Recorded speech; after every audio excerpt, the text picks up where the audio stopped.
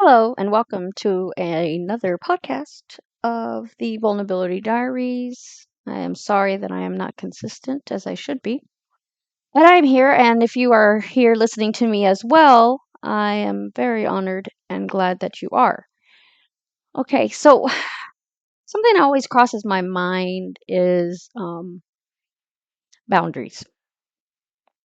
Boundaries cross my mind because as a person that went through childhood drama, not drama, sorry, trauma. I don't seem to have any boundaries because I am a people pleaser, and as a child, that is how I learned to survive. Um, every time I would speak my mind, it was not received with open arms, and I think that's because we are Gen X. Well, I'm a Gen X. At that time, it was more like, you know, don't talk back. So that's what I want to kind of focus on is as an adult, some of us we get this concept earlier in life and some of us like myself, we don't get this until later on in life, right? For the most part, I can hold my boundaries fairly well, but there are times when there are people that are able to trigger that old wound. Whether it be like a stranger or um, someone that I'm close to. Okay. So, let me just say a couple of things first of all. Right. Let's say that someone tells you, "Oh, hey, can you lend me money? I really need some money right now." And you're like, and there might be cases where you have the money to lend out, but you need to learn to listen to your to your gut feeling, right? If your gut feeling is like, okay, yes, and when I say gut, I mean your intuition, right? Some people know it as the sacral. If your sacral or your gut feeling tells you to go ahead and lend that money to the person, then by all means go for it. But if there's something in you that's like hesitant, if it's not, as they say, a hell yes, then it's definitely a hell no.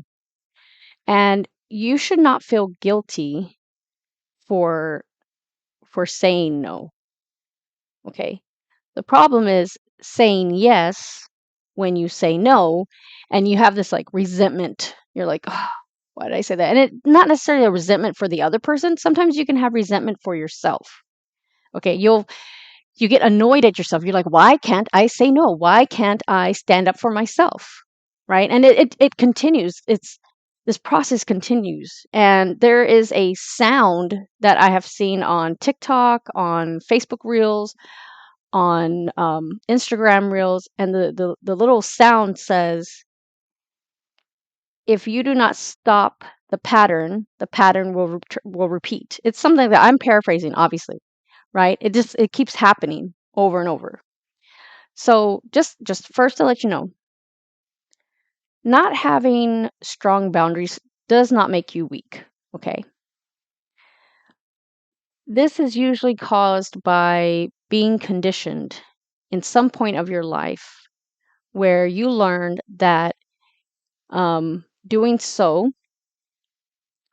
was, giving in to others, even though you did not feel comfortable. That was basically it was conditioned into you. Um, you felt you got some kind of approval for giving in to others. Okay, and in some cases, some of us that have trauma or drama, it basically kept us safe.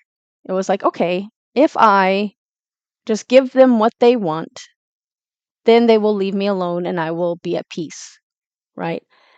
However, the sad part is I mean, even though this is a survival pattern, what's sad is that you start chipping away at yourself. Okay. And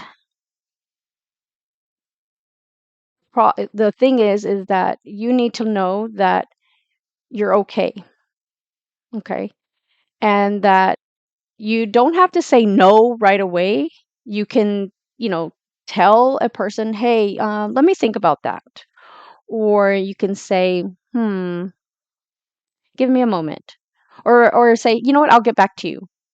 Because that way you don't feel like that guilt of saying no because you know that you're going to make the person unhappy, right? Try to like pause before you answer yes or no. Okay. Um, Something very simple that you could do is, let's say they tell you, oh, I need to borrow your car to run errands. You know that this person's already been in 4 accidents, okay? And you don't feel comfortable lending out your car, right? And they're like, "Come on, I promise, I'll do good. I mean, I'll be careful. I won't crash your car."